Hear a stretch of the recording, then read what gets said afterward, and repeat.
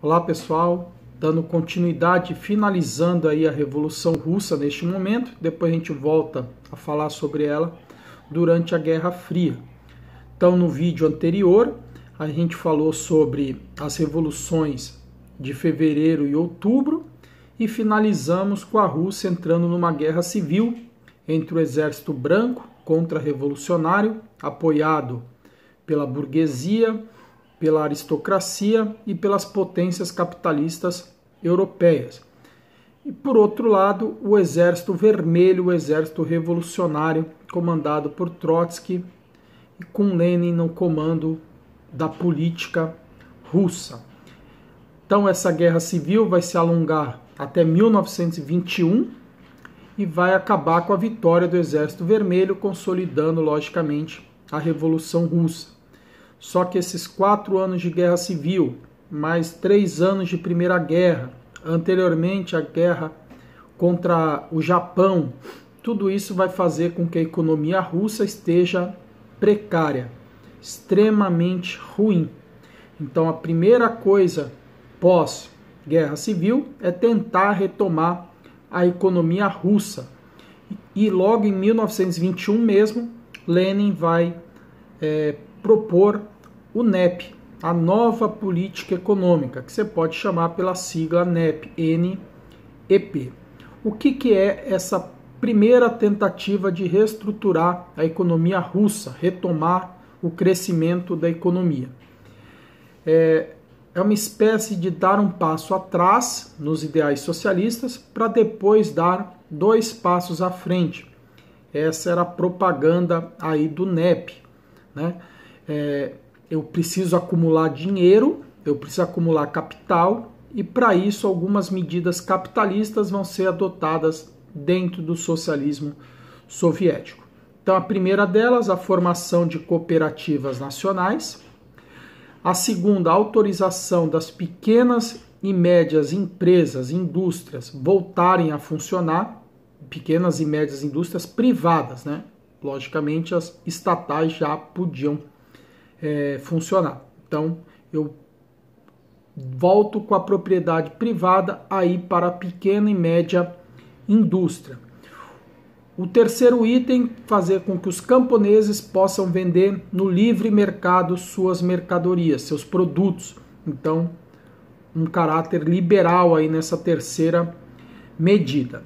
Já as grandes empresas, o setor de comunicação, o setor de transporte, os bancos, setor financeiro, todos continuam sob controle do Estado russo, controle estatal.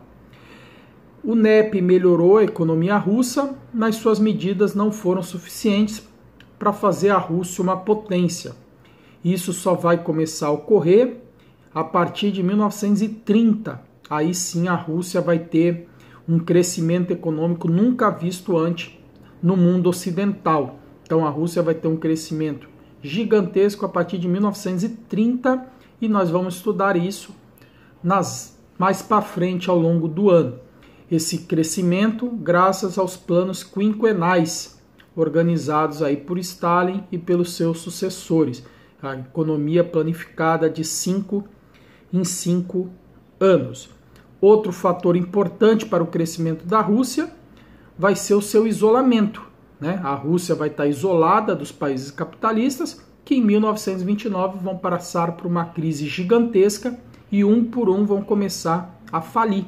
O único que, por estar isolado, que não vai sofrer ou sofre muito menos a consequência dessa crise é agora a União Soviética. A partir de 1922 a gente deixa de falar Rússia e fala União Soviética. Então a soma desses 2 fatores vai fazer a União Soviética se tornar em pouco tempo a segunda maior potência do mundo, atrás dos Estados Unidos, que vai originar aí a Guerra Fria, que é um dos assuntos principais que nós vamos ver ao longo desse ano.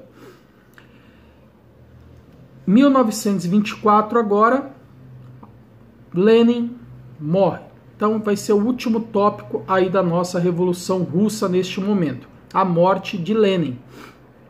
Lenin, o grande líder da Revolução, que implantou o socialismo na Rússia, agora a União Soviética, vai falecer e vamos ter uma disputa para quem vai suceder ele na presidência aí da União Soviética. Então nós vamos ter dois atores aí disputando o poder. De um lado, Trotsky, que nós já falamos sobre ele, né, que era o líder do Exército Vermelho, anteriormente líder dos sovietes, e do outro lado, Stalin, que é o secretário-geral do Partido Comunista. Então nós vamos ter duas figuras importantes disputando o poder, a sucessão de Lenin. Basicamente e resumidamente, Trotsky planeja uma revolução mundial. Esse vai ser a ideia central da sua proposta de governo. Então a União Soviética, para poder melhorar, ela precisa de parceiros. Para existirem parceiros, precisam de mais países socialistas. Para isso, seria uma plataforma central do governo dele incentivar e financiar a revolução nos demais países, principalmente da Europa. Então, financiar, incentivar que outros países passem pela mesma revolução que a Rússia passou em 1917. Esse é o plano central de Trotsky.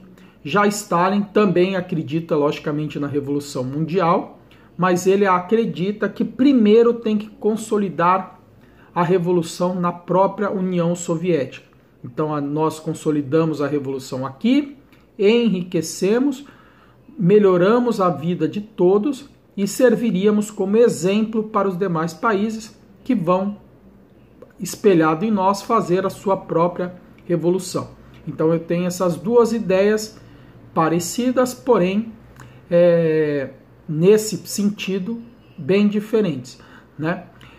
Stalin vence a disputa e vai se tornar o próximo governante da União Soviética e vai se tornar, a partir de 1927, um ditador, né? Ele vai criar mecanismos aí dentro da União Soviética para tornar ela uma espécie de ditadura.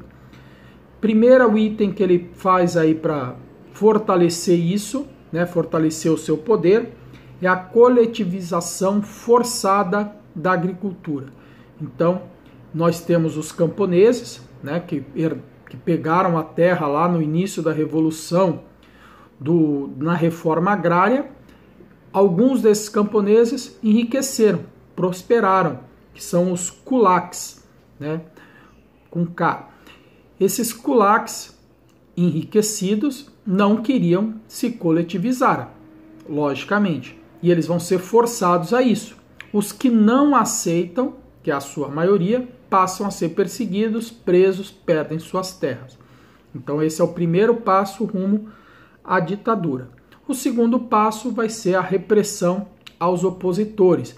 Então repressão pesada, prisão, condenação à morte, em alguns casos, aos inimigos políticos, inicialmente os mencheviques, os membros lá do Exército Branco, depois até alguns bolcheviques, membros da própria Revolução de Outubro.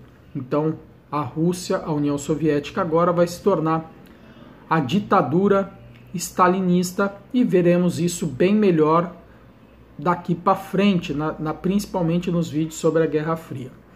Finalizando a Revolução Russa, nós temos o impacto que ela vai ter no mundo, né?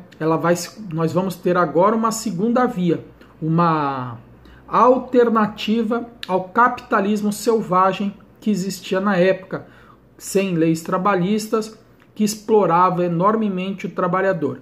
Então, a partir de agora, eu tenho uma alternativa. As pessoas, os trabalhadores do mundo, começam a olhar a União Soviética com bons olhos, e isso vai se acentuar pós-1929, com a crise que vai assolar o mundo capitalista, e esse crescimento do ideal aí da União Soviética vai fazer com que o capitalismo mude para não acabar. Então essa seria talvez a principal consequência aí da Revolução de 1917. Então nas próximas aulas a gente vai retomar esse assunto quando a gente voltar lá na Guerra Fria. A partir do próximo a gente vai falar da crise de 29, a gente vai mudar do socialismo lá para o capitalismo, mas permanecendo aí no setor econômico como principal, econômico e político. Qualquer dúvida, é só mandar que eu respondo. Um abraço.